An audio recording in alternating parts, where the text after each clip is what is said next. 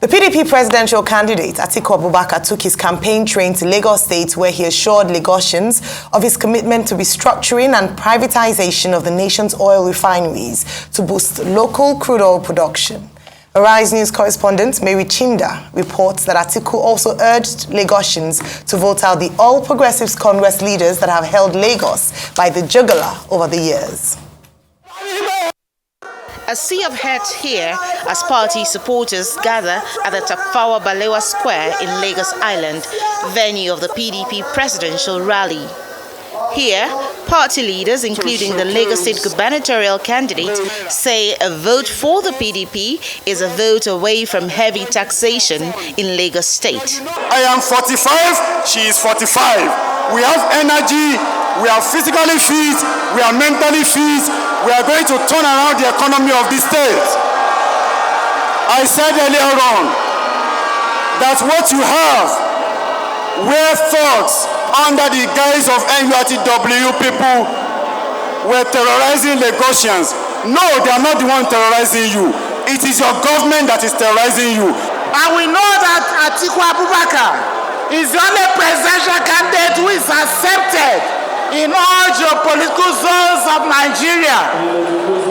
And the reason why he's accepted is because he's a man that means well for this country. He's the only presidential candidate that has the experience to take us out of the troubled Nigeria that we are in. And in demonstration of his return to the PDP, former Speaker of the House of Representatives, Yakubu Dogara, who only on Sunday formally left the APC, publicly reaffirms his endorsement of Atiku's candidacy. I want to assure the people of Lagos that for us, it is the unity, peace, progress of this country that borders us. And we have looked at all the tickets. And we believe it is Atiku and Kola who will deliver on the great promise of this nation.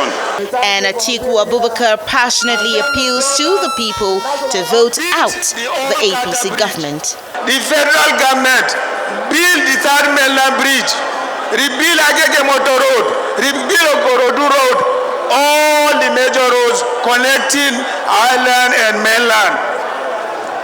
Now, the ADSC and APC government have been telling you lies that they develop Lagos. They did not develop Lagos at all. Now lie.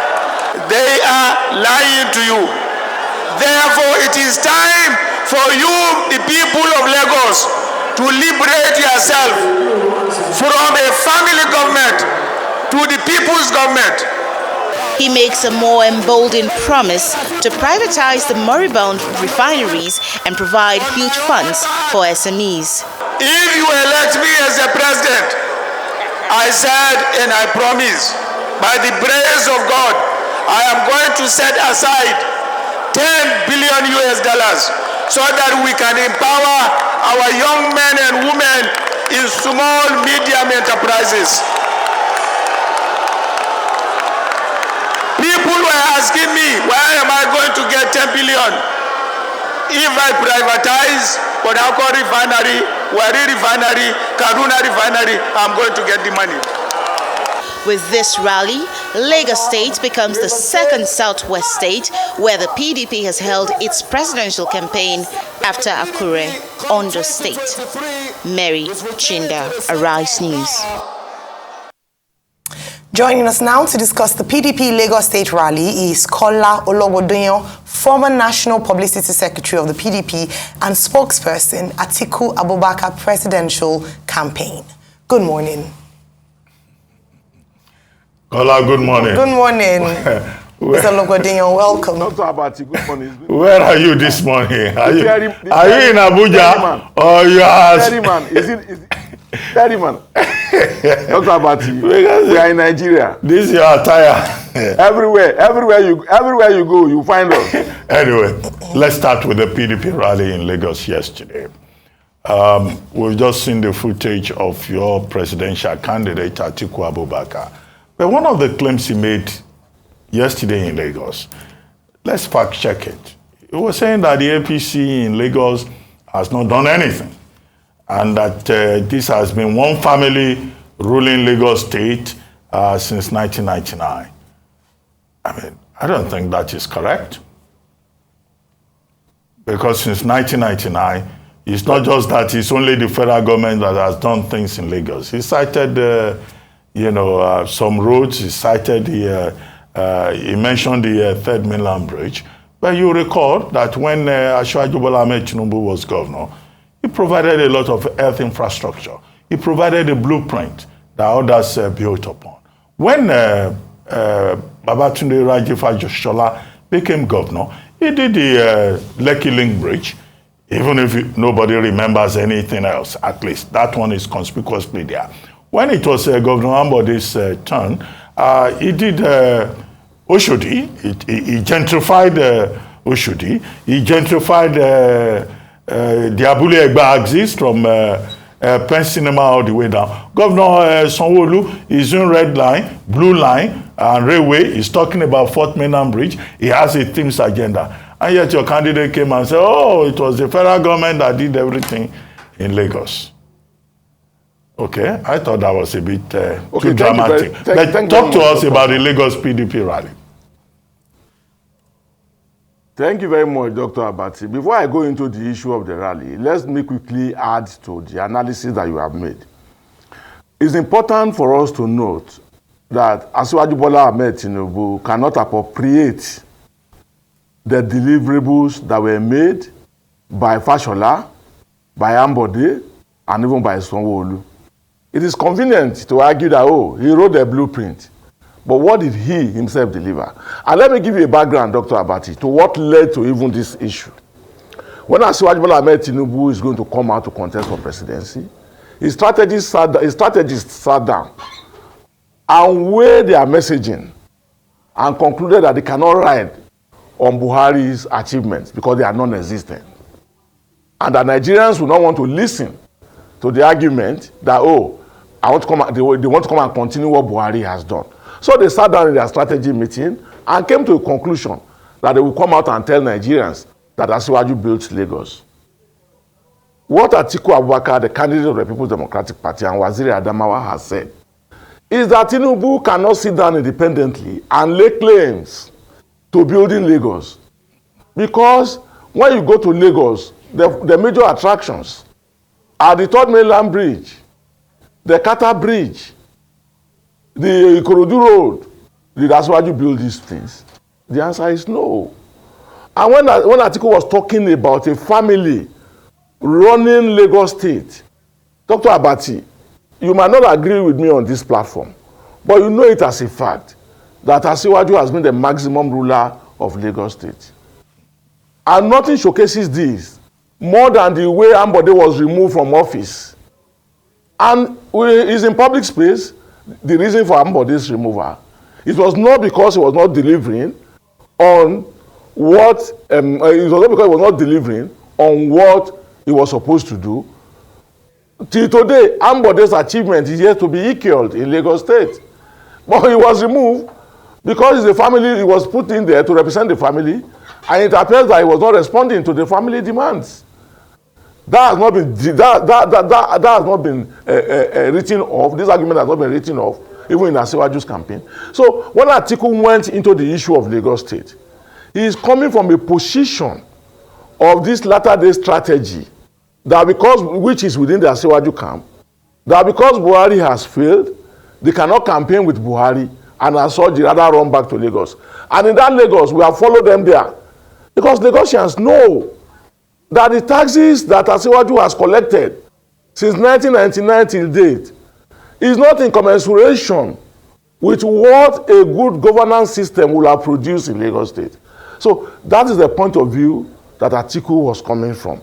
He was not saying that, oh, since 1999, they have not done anything. But he's saying that, look, don't allow Asiwaju campaign to mislead you into believing that it was only Asiwaju that built Lagos. That is totally incorrect. Totally incorrect. Fashola was governor in Lagos State. He performed. His successor also performed. The next person also performed. One person cannot come and say that since 1999, he has been the one who is doing all that. And apart from that, when you look at the political space of Lagos State, to be a councillor, to become a ward councillor, you need Asiwaju's approval. So if Atiku is saying that, or if Jandor has come out to say that Lagos for Lagos, and don't let any individual control your life in perpetuity, they are coming from the angle that Senator Laoni Bemamora was a senator for 2 terms. A perfect senator who can run the floor, who has the capacity to speak to issues on the floor and can even change the tune of whatever was going on in the chamber was removed. Why? Because they say there will be no 3rd term. But Senator Remi Tinubu did 3 terms now. He's on his 3rd term now.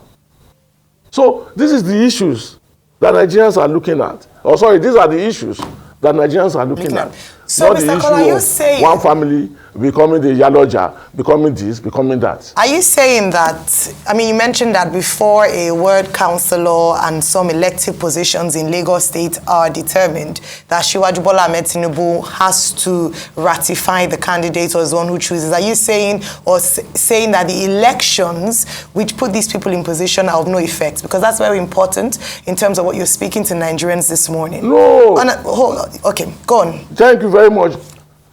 Thank you. Let me respond to thank you very much, Madam Ayo. You see, it's important for us to know that the party system has to produce a candidate before they go into election.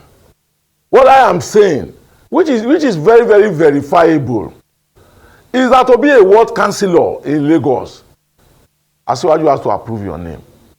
They should dispute it if it's a lie, so that I will ask them how Ambode was removed. I want you in to spite of clarify all that he achieved. I want you to clarify that that's not a statement of fact because you don't have the documents or you're not able to prove that. It's your opinion, isn't it? I don't have the document. You can only prove me wrong when you have gone to the activities of Lagos State APC and you find what I've said as not being factual. That's the only way you can say you are proving me wrong. Okay, let's move away from that. I'm telling you what operates in their political system. All right, let's move away from that. Just going back to the PDP rally and the weekend before the rally, which happened yesterday on Monday at the Tafawa Balewa Square here in Lagos State. The members of the Presidential Campaign Council met with the former president of Nigeria, Olusegun Obasanjo, in Ota. Now, during the meeting, they said it was a goodwill meeting. However, the former president was said to have also met with some representatives from the TIV community, where he had said he was for a rotational presidency, meaning that he believed that the next president in Nigeria should come from the south. However, the PDP is fronting a candidate from the north. What's your take on this? And do you think that, prior to you coming to Lagos State, getting the Obasanjo's candidature, what's the word is going off my mind, candidature seal is important? Endorsement, thank you. Well, thank you very much, Ayo. Thank you very much, Ayo. You said that Baba Olusegun Obasanjo said that he would wish, if I heard you very well, he will wish that a president that will succeed Buhari comes from the south. That is a wish. It is Nigerians that will decide where the next president will come from. And as we speak today, as you and I are talking now, I can tell you that the candidate of the People's Democratic Party, Atiku Abubakar, the Waziri Adamawa, a pan-Nigerian who was elected by delegates from the 6 geopolitical zones at the National Stadium in Abuja here to represent the collective interests of Nigerians. And who has been going around, he was at your town hall meeting on Sunday and he performed wonderfully well. And Nigerians are already saying that we are finding this man a candidate who understands the nuances of this country and who is providing realistic solutions to the challenges that are confronting our nation, and who has come with the understanding that, look, until we have unity in this country, we cannot be talking about development. A candidate who has been vice president, and in every remark that he made at the Arise television town hall meeting, They were all laced with the background of when I was a vice president of this country. We did this, we did that. I don't think that Nigerians will abandon such a candidate for people who have not had the privilege of functioning at a national level. The situation of our nation today, irrespective of what Alhaji Lai Mohammed and others are saying, is so terrible, is so awful that we need that candidate who has an understanding of our nation at the national level and who will, from May 29, 2023, begin to work in the collective interest of Nigerians. And that candidate is Atiku Abubakar. Thank you. Okay. So the argument a lot of people make against the PDP is this, and maybe you can tell me that when the PDP prevailed over a big oil boom in Nigeria, they couldn't account for the money. They squandered it and wasted it in corruption. From 2011 to about 2015, oil prices hovered around over $100 per barrel until the 2015 crash. Why is it that with all the much money we made from oil, the foreign reserve was at an all-time low of 29.1 billion as of 2015 when the PDP left government? With all the money we made from oil that period, $100 per barrel, $90 per barrel before the 2015 crash. So a lot of people are saying that PDP has not shown itself as a party, or PDP government didn't show itself as an accountable government enough. That's some of the arguments they make out there. Thank you very much, Rufai, for your analysis. But I want to tell you, and through you tell Nigerians, that even the infrastructure in Nigeria today that we are talking about, the roads, the airports, the agencies of governance, that these were the creation of the PDP administration. And most importantly, Rufai, we live by hope. The ability that tomorrow will be greater than today is what keeps us in existence. PDP, through its policies, in which teachers could do monthly contribution and build houses for themselves, and buy vehicles, and train their children, and in a situation in which the informal economic sector was buoyant, those who were doing buying and selling were succeeding. The ordinary people out there were doing well. We believe, and Nigerians who have today said that they have carried the oil and they have also carried the water, and they know which is healthier. They are the ones that will determine this election. It is convenient for APC to come around and say, oh, they collected also amount of money, they didn't do anything. What has APC done in 7 years that had made life better than what PDP did? Because as long as we continue to say, we continue to follow the allegations of the APC, we will not get our focus. Nigerians are already speaking. They already know that what APC is doing in government is to impose pains, pangs, and failures on Nigerians. And as such, they are rallying with the candidates of the People's Democratic Party. Thank you very much. Okay.